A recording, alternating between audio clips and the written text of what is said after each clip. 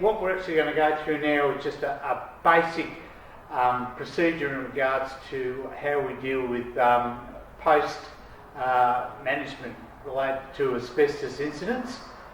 It's all about the decontamination side of it. We're not going to go heavily into the identification and the risk. That's up to the incident controller and the safety officer. So what this video is all about is just going through the correct procedure in accordance with the operations in regards to decontamination, whether you're in the holding area or you're actually getting fully decon. What we're going to go through is a station process, and when I say a station process, this is what we'll be looking at here. Alright, so what we're dealing with now is in regards to the hot zone, which is where the asbestos has been located, for example, the structure fire or the house fire. We do have up here, which is our holding zone and our decontamination zone with a tanker and a hose line. Right. Then we go over to BA service. Once we've finished with the breathing apparatus and they've been decontaminated, they can be serviced there. And as in regards to yourself, once you've been decontaminated, you can go down to the rehab health monitoring welfare area where AMVIC can also be set up too. Right? So that's pretty much the process of how you set up for asbestos decontamination. Addition to that, we do have our guidance notes and standard operational procedures. We have the interim guidance note here in regards to decontamination. Right?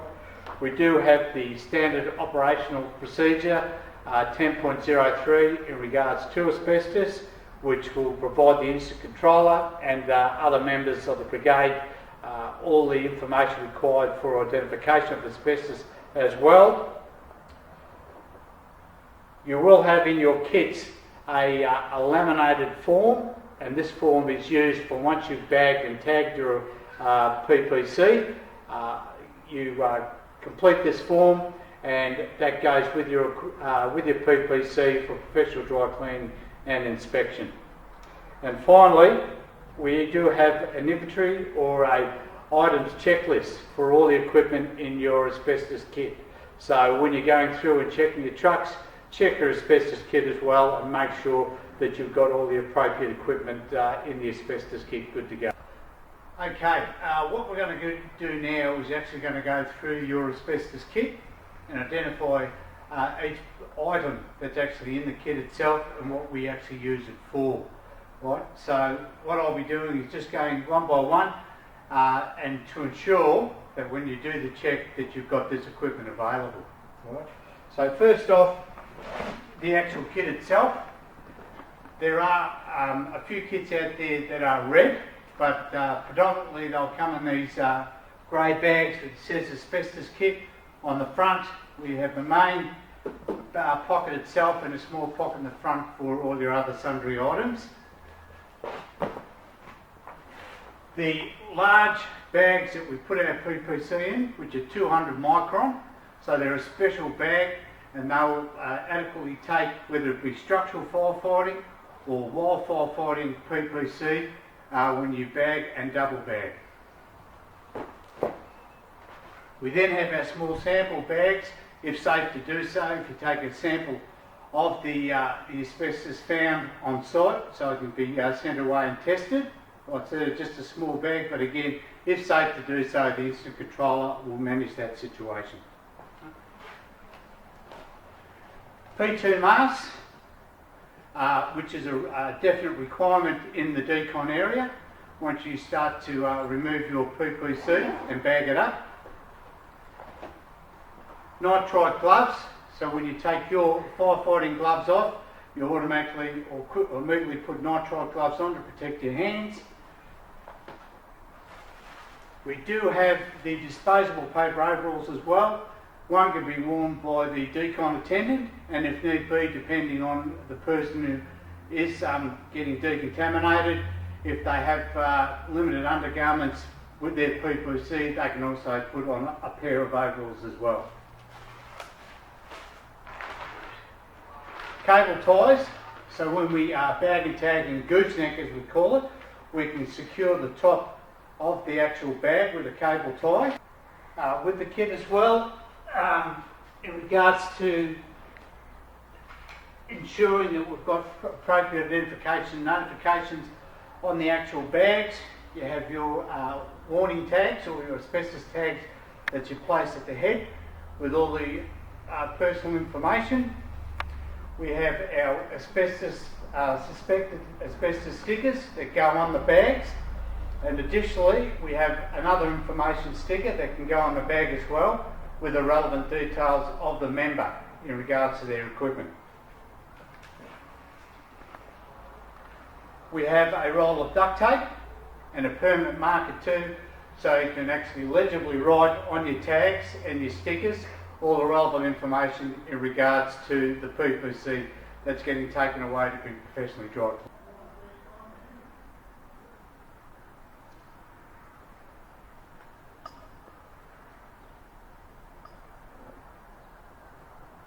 Okay, now we're going to go through and actually look at the practical decontamination holding zone process. So from the hot zone, we've done our job. We're moving into this holding zone and decontamination zone. First example that we'll do is when we're in the holding zone and we're waiting there to actually have a bit of a break, get a drink and put a new BA on if we've exhausted our BA, and we're going back into the actual job as per the incident controllers.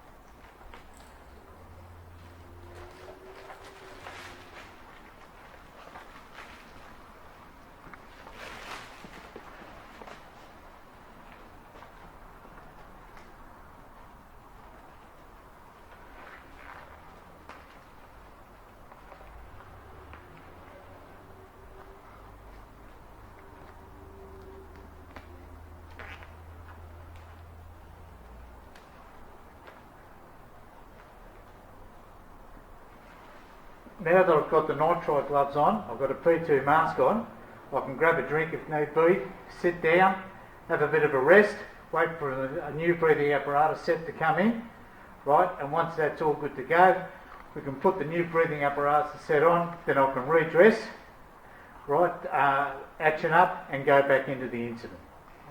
But I must make sure that I've got the nitride gloves on and I've got my P2 mask on, and that's why we have a decon attendant there to assist if need be.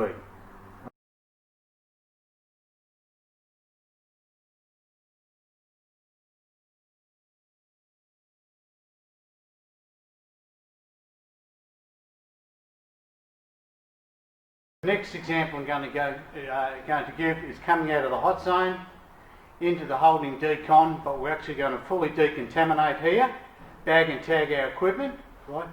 Get the BA to go to the BA service area, and then we can go to the rehab welfare health monitoring section at the end of it. If we're now coming out and being decontaminated and we're not going back into the incident, we need to go through that process where we actually hose down or spray down the person who is being decontaminated.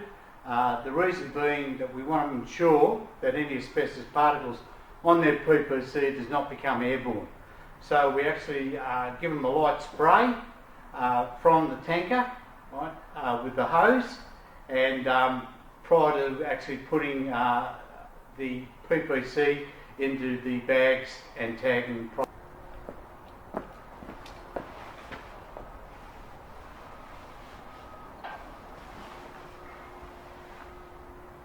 Yep.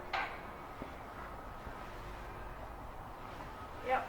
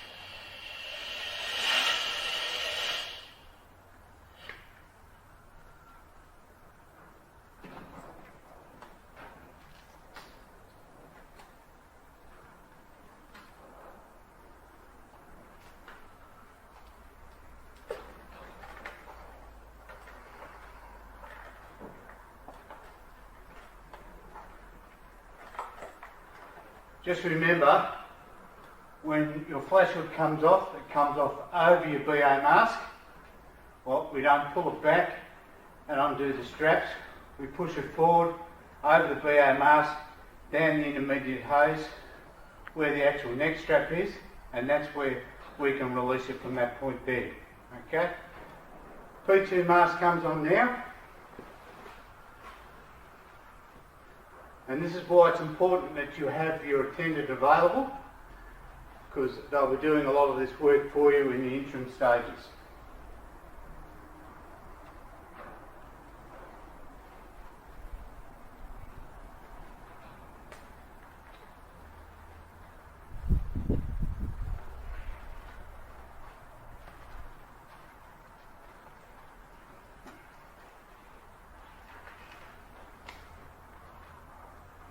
Okay, now I can start to remove my breathing apparatus set. So, with the help of the attendant, waist clip or waist strap, shoulder straps, they'll hold onto it until I take the neck strap off.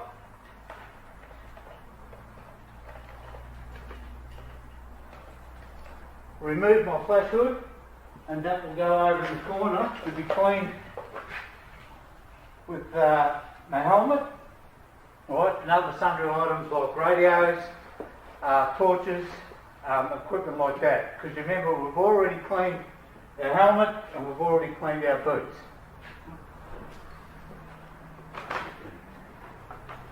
Next thing we're going to go through is actually disrobing the PPC, whether it be wildfire or turnout, and that's where you'll need your attendant to assist you there. Right. I'll remove the side straps of my boots or zippers.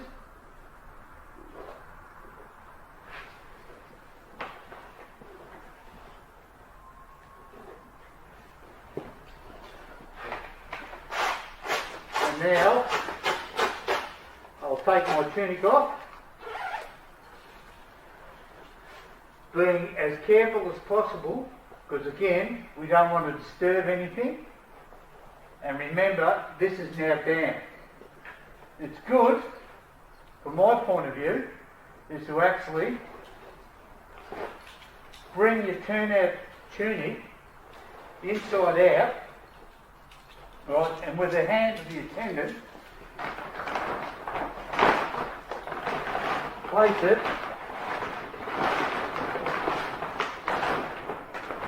at the base of your bag.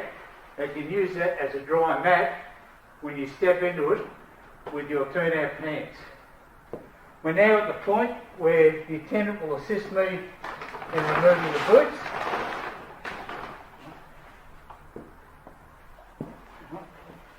Put one in there, comes around, you get the other one. Not an easy task to do sometimes. Then you make your way in to the bag like so, using the tunic that is dry for your feet. Drop your braces, undo the zipper, and slowly push your turnout pants into the bag. One leg at a time comes out.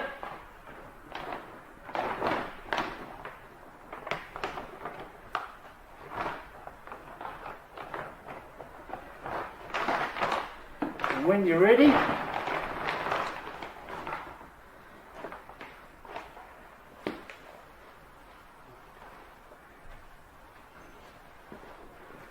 put one shoe on.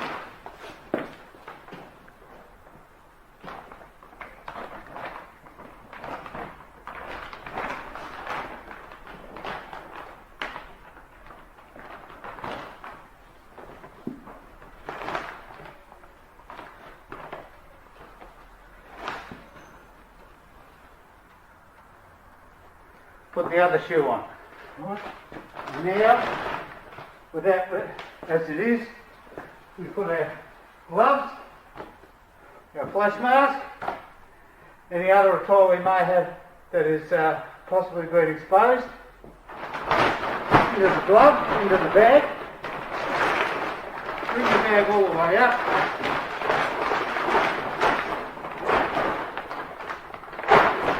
And then we start our securing of the bag and tagging accordingly.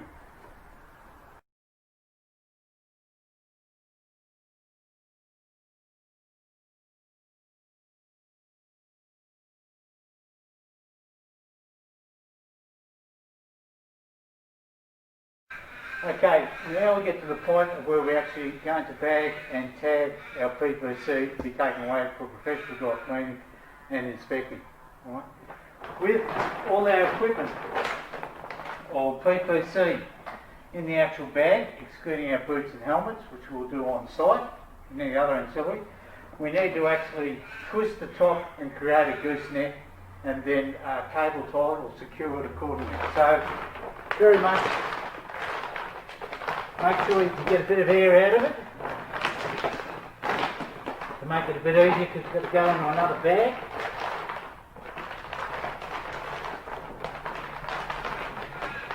We keep twisting.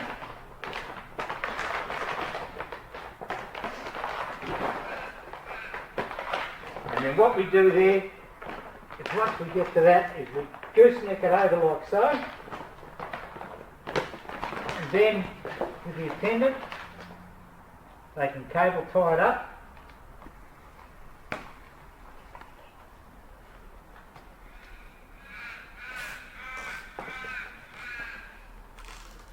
Like so, alright? So that's the gooseneck, and that's how we actually secure it with a cable tie. Alternatively, we can use duct tape as well, or we can actually put that around there too. Right? So that's the first bag. Now, with that done, what we actually do from there is we need to put it in a second bag.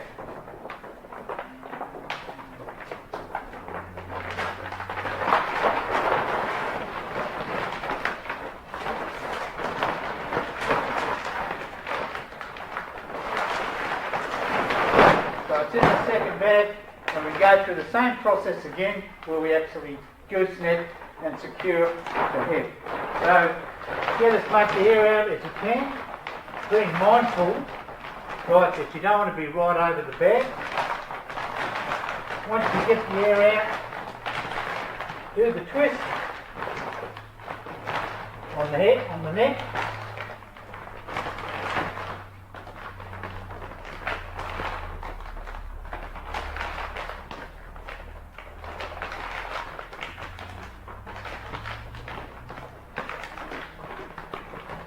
Gooseneck it over,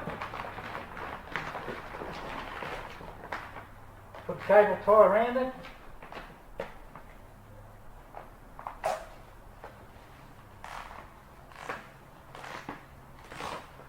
and we're good. That's how we bag and tag asbestos equipment.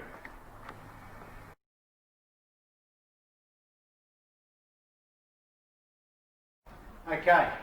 We've got our equipment bagged and tagged, and we've got it in the decon area still. Right? That's where it will be picked up, right? Taken back to the designated station, right? Where we will fill out our decontamination form for request for decontamination on our PPC, right? Whether it be wildfire. There's another one for structural PPC, but this is for wildfire kit. That will go with the PPC, and then you organise through the regional district coordinator, the roster district officer, or your catchment team for the equipment to be taken away to be professionally dry cleaned and inspected. So again, it's for structural PPC as well as wildfire kit. Just a couple of tips when it comes to your wildfire kit to make it easier for identification. Once it's returned, put your name on them where you can with a permanent marker. So with your tunics, well, you can actually put it on the pocket flap, and with your actual turnout pants, put it up around near the neck. Just your surname there or your registered CFA number, and that way it's easy to identify, and then you'll get it returned without any issue. If you have any concerns, you want any follow-up in regards to what these videos have been about, don't hesitate to contact your catchment team. Right? Additionally to that, we do have our fire safety people as well with Kimberley. They're always there to provide information, advice or support in regards to any event that you may attend.